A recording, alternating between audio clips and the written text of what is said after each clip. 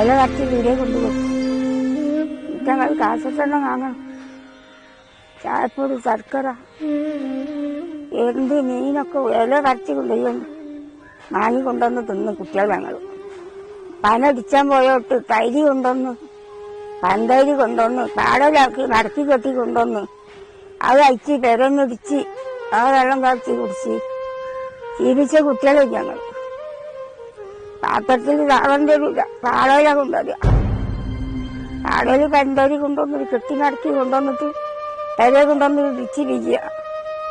ആരും പരിക്കമുണ്ടില്ല വരച്ചുക. എന്നാ തോന്നെ പൊടിയിട്ടല്ല വിചാരിച്ചു അതിൽ വരച്ചു. മറ്റേ വരച്ചാൽ പൊടി കിട്ടൂല. അപ്പൊ ഇത് തവിടും പൊടിയൊക്കെ വേറെ കുറച്ചുണ്ടാവും.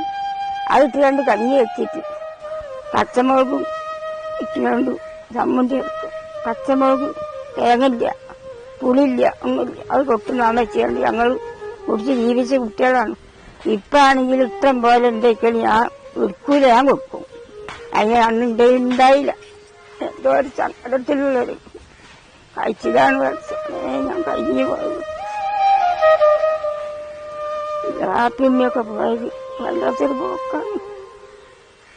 ഇപ്പൊ എനിക്ക് വേണ്ട.